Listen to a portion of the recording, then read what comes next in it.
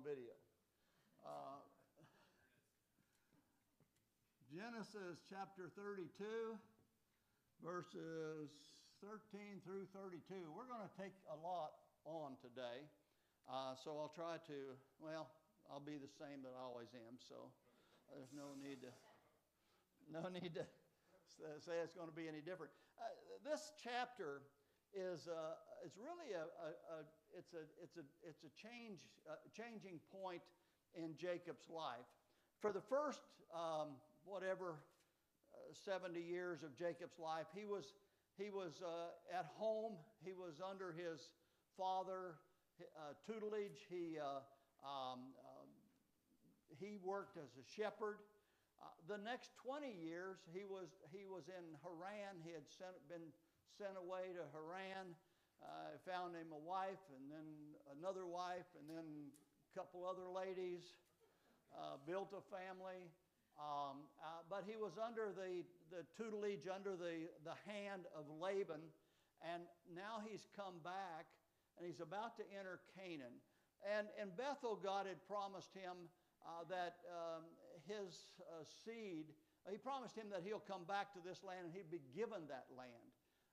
And so now 20 years later, he's on his road back. Laban has, we went through that stage or talked about where Laban caught up with him. They had a confrontation, and now that's behind him, and now everything that's before him is going to be new. This is all going to be new. And in verse number 10 of this chapter, probably starts verse number 9, now that I think about it, and goes for about, verse number 12. This is a prayer of deliverance that Jacob prays. And he starts it out by the God of Abraham, the God of my father Isaac. Then he talks about Lord, his Lord now. Now, remember, Jacob was he was, God had told Rebekah that the older will serve the younger. And so he was going to be blessed of God.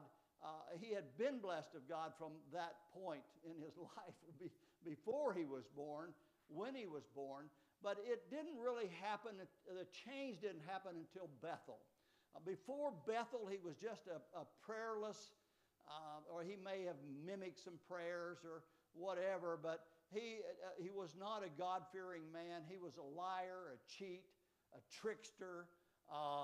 You can think about Jacob and say, well, what a great guy he was. Well, listen, if he could get you, if he could find a way to get your money, then he might do it, And anybody that can go and lie to their father,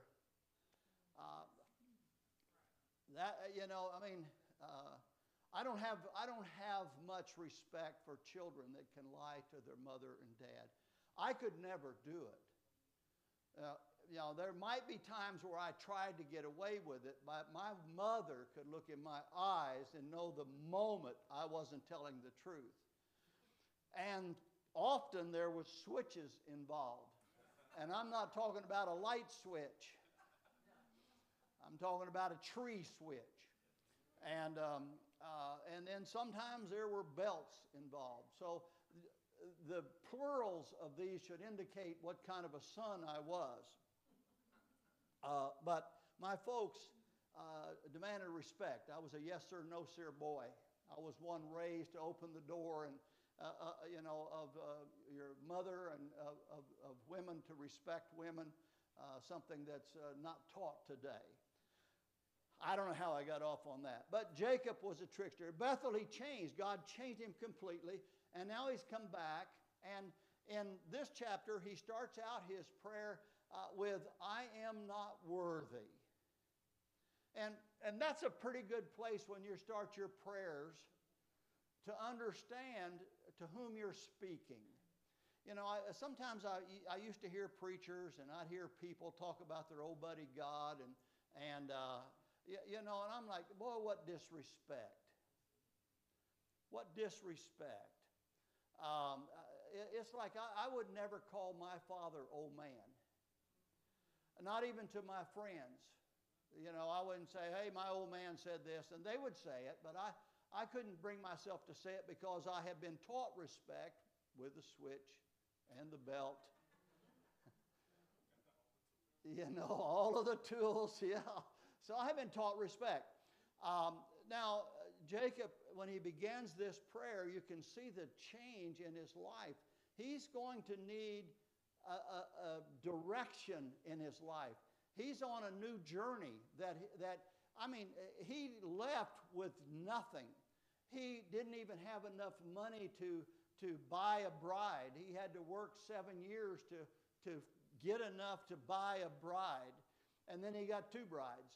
And he worked another 7 years. And then he worked 6 years for himself and began to build an empire. God blessed him like he said he would bless him.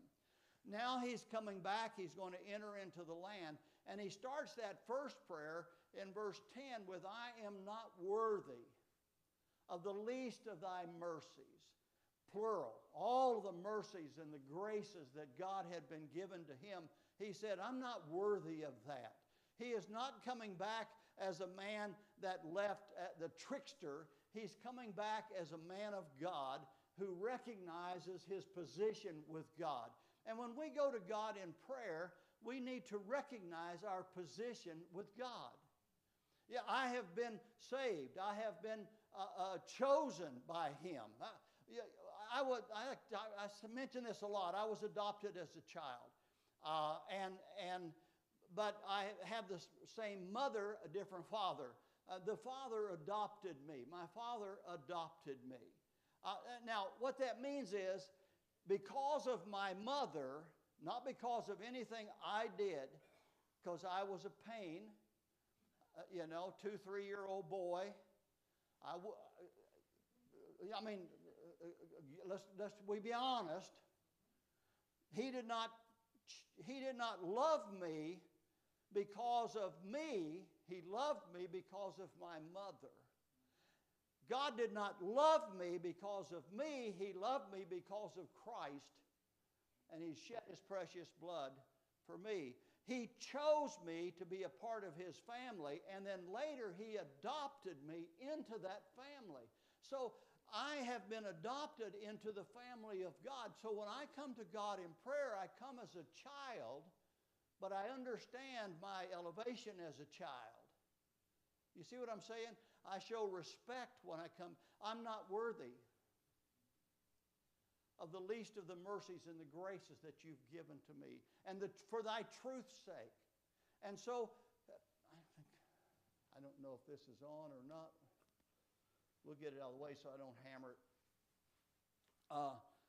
So understand that as Jacob is coming back now, he's got this situation. So now his other problem is, and we've discussed this last week, he's heard that he sent messengers out to find and locate his brother.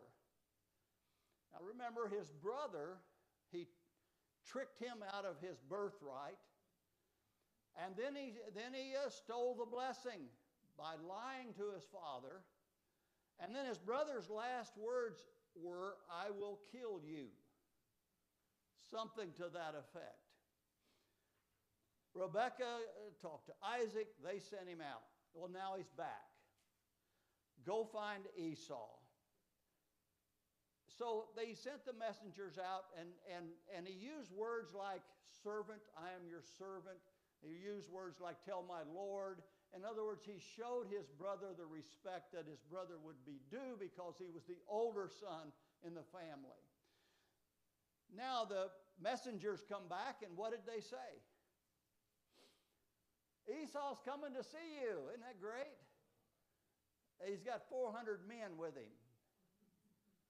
They didn't say he's coming to welcome you. They just said he's got 400 men coming. And I imagine, you've heard the term, I was raised in the country. You've heard the term hightail it.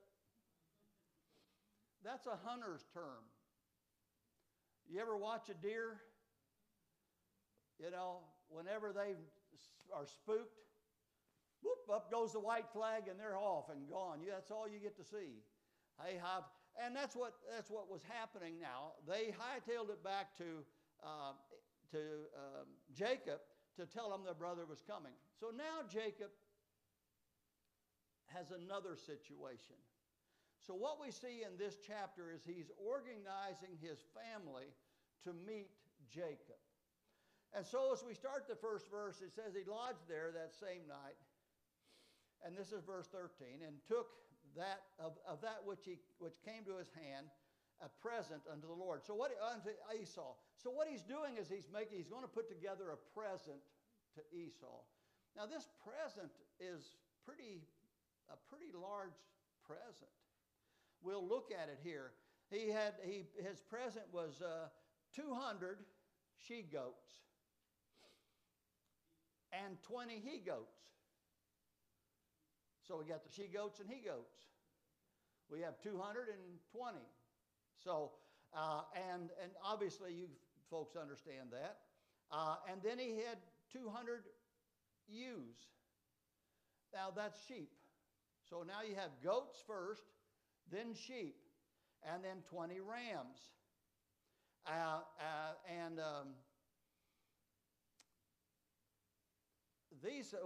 Let's look at the rest of them. And then in verse 15, he had 30 milk camels with their colts.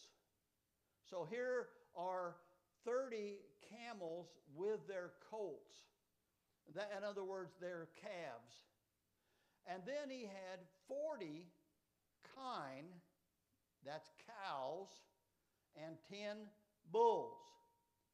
And then he had 20 she-asses, now that's donkeys, and 10 foals, that's younger donkeys. And so he's sending out almost 600 critters. And he is lining them up. You'll have one, he calls them droves. You'll have one that is goats. You'll have one that is sheep. You'll have one that is camels. You'll have one that is cows. You'll have one that is donkeys. And each one of these will be separated when they go.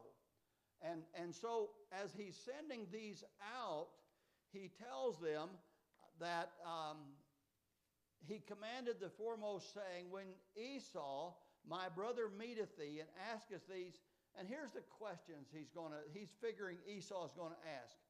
Whose art thou? Who are you? Where are you coming from? And whose are these animals? That's the questions that he's going to say. And when he says that, you say, thy servant Jacob. So you see how Jacob is putting himself under his brother. Thy servant Jacob, they are to be my servants. It is a present sent unto my Lord to elevate Esau. And behold, also he is behind us. Now, those are to be said when Esau meets the goats. They're supposed to tell him that. When he meets the sheep, the leaders of that are supposed to tell him that. Same way with the camels and the cows. And each time they met, they repeat the exact words that they were saying. So every time he hears thy servant Jacob is giving these to my Lord, Esau. So in each case, as they go down the road, that's how they're going to present the present that he has given. And so commanded he the second, verse 19, and the third, and all that followed, the droves, saying, on this manner shall you speak unto Esau when you find him. So that's what I just said. That's each one as they go out. So there'll be herds going together, but there'll be one following the other. They won't all be one big band. And there's like 580 animals, something like that. Just think about that for a second. Sheep, you might be able to get 2 herds a year.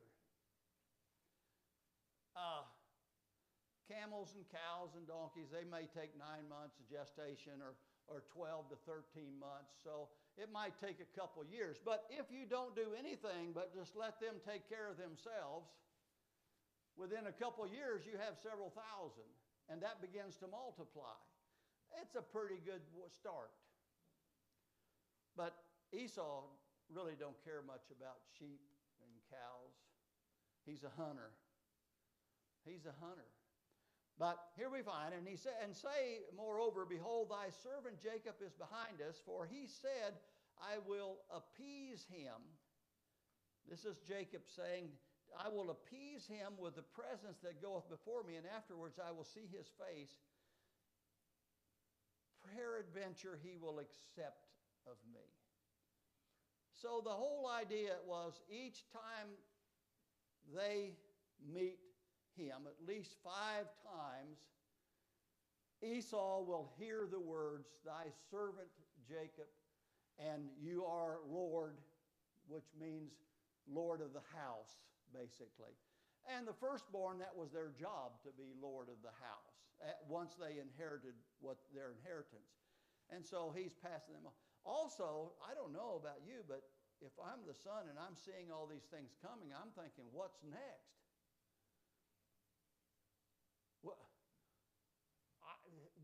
What's next?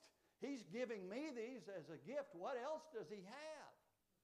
What kind of a monster? You have to understand, Jacob is not going to give away. This is like the overflow of what he has. God has really blessed him. So he went. So went the present before him.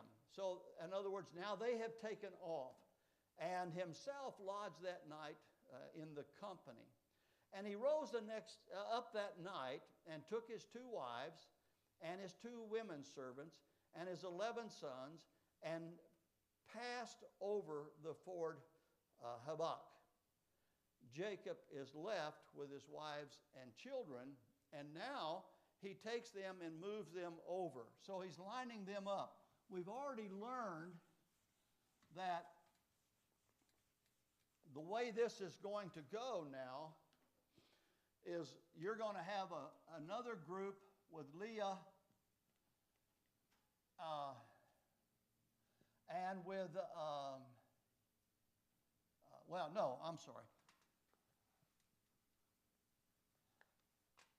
with Bilhah and Zilpah. And they will have their children, Gad and Asher and Dan and Naphtali.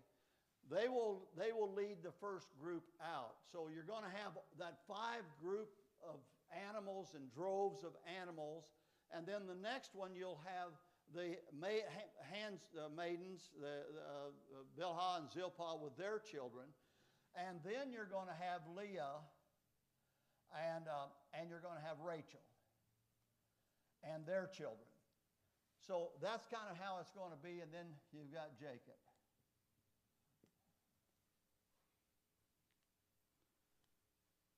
He's not a coward. He's just sending the women out first. This is a highly intelligent individual. He's not a coward. But he has, by the time Esau gets to meet Jacob, he will have seen, 5 herds, 1 large family, and then 1 very large family. And then he gets to see Jacob, his brother. That's a pretty good deal. He's a smart man, I think. And he took them and he sent them over the brook and sent them over that he had. Now, Jacob's left alone. And here I don't have any time again, and we're ended up with the most important part of the message. And he wrestles a man with him until the breaking of the day. Now, understand, everybody's gone. Jacob is left alone. Actually, he takes him over the brook, and then he goes back on the other side. I was going to tell you what this brook is. It actually comes out of the mountain into the Jordan River.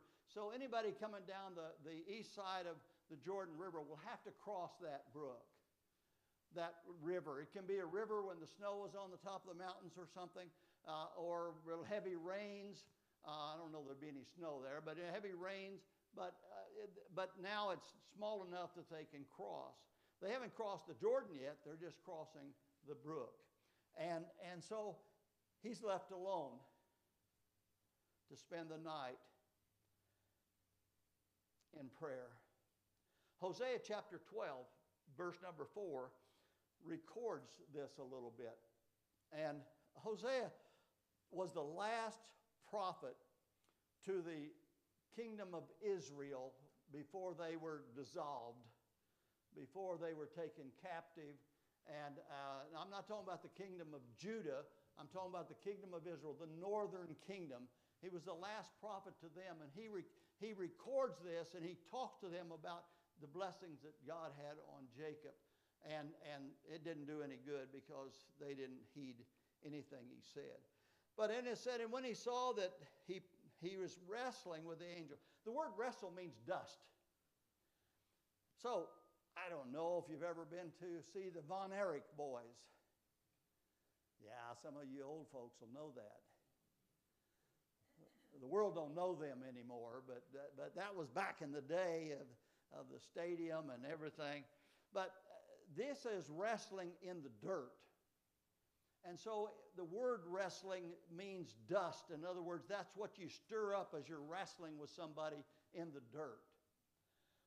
As you were a kid, have you ever wrestled with somebody? You boys, you girls should not have done that. But you boys, ever wrestle somebody out in the yard or out in the dirt? You come in, you're just a mess. Mama always loved that. And when I was a little boy, I got to take a bath, I think Fridays. Something like that. But we just hosed down. And when he saw, he's wrestling with the angel this man until the break of day. And when he saw that he prevailed not against him, he touched. Now this is the man saw that he was not prevailing against him. What I really want you to see here is prevailing prayer. Prevailing prayer. He had already prayed. Matter of fact, you folks, if you really want to learn how to pray, grab a hold of chapter 32 and study the prayers in chapter 32. One of the problems, one of the reasons we don't have, the Bible says you have not because you ask not. And then it goes on to say more about that. And then it says the effectual fervent prayer of a righteous man. Those words, effectual fervent, the words together, they mean energy. In other words, it is a prayer. What Jacob is doing is exerting energy in this prayer. He is about to meet his brother. He don't know of life or death. Even though God has promised him life and a life filled with prosperity, he still has a problem. He's got a brother that don't like him, that wants to kill him. The last time he heard, has 400 men with him. And so I don't care who you are, how spiritual you think you are. When you have a situation sometimes come up in your life like this, it may not be like this exactly, but it'll be a situation that's very important. When you have that situation come up in your life, then you might be like Jacob and start wrestling with God. Many people never prevail because they give up too soon. They quit. They quit. Have you ever went to pray and you determined, I pray. I used to pray at the church. I'd pray for everybody on each aisle because I would go in at the church and pray for each person. I'd go down the aisles. I would just kneel and pray for each one, and God blesses prayer. This is a different prayer. This is a special prayer. This is a prayer of need. But what he really asked for is blessing. He prayed for deliverance before. He's praying for blessing now.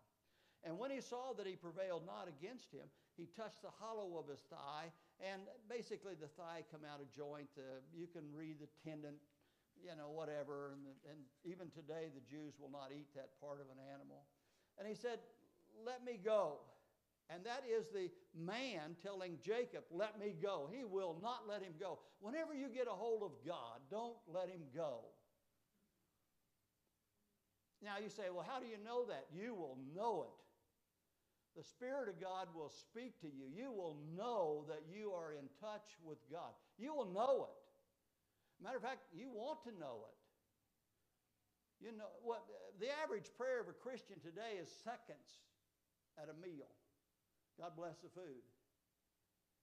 And you might say, "Bless this and bless that and bless the other." And that's less than a minute, you've finished your prayer. That's the average Christian today. Matter of fact, probably don't even have that much, some of them, quote, Christian.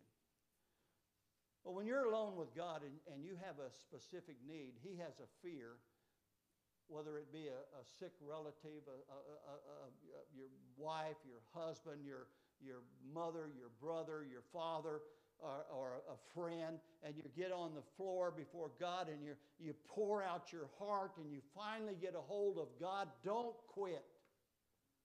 Number one, get a hold of God.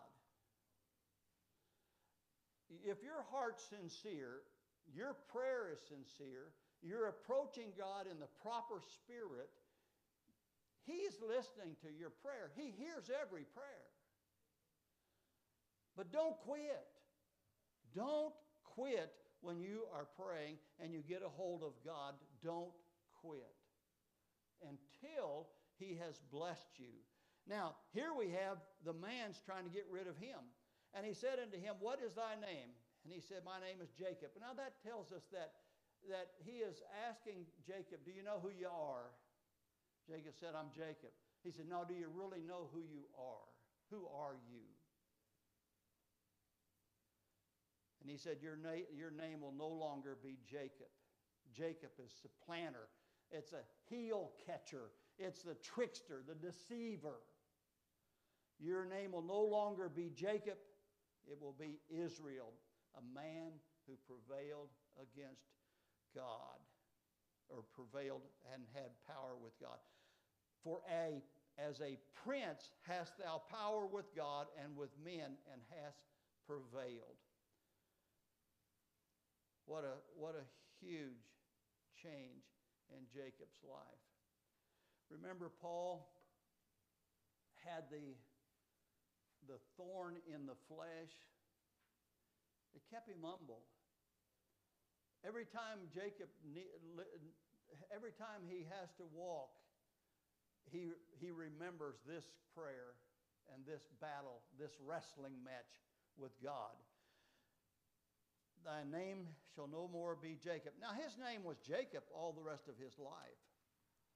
But when we talk today, we talk about the children of Israel. The children of Israel. And Jacob asked him, and he said, "Tell me, I pray thee, thy name." And he said, "Moreover, it is not thou doest ask. Wherefore is it that thou dost ask my name?" If you go to Hosea, he talks about that too. Actually, if you go to Judges chapter 13, Pastor was talking about Manoah, Samson's father. He asked the same thing. "I want to see you. Who are you?" And so you can read the rest of the notes. I almost got to the end of the page. But if you have the notes, read them, because there's a lot to be said there. So what's the takeaway today? I had a man ask me that last night. What's the takeaway? Well, the takeaway is don't quit when you're praying.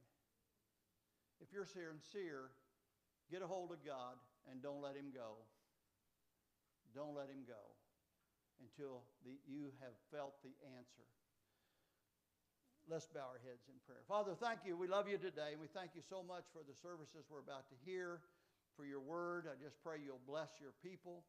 God, I just pray you'll bless this service now. In Jesus' precious name, amen.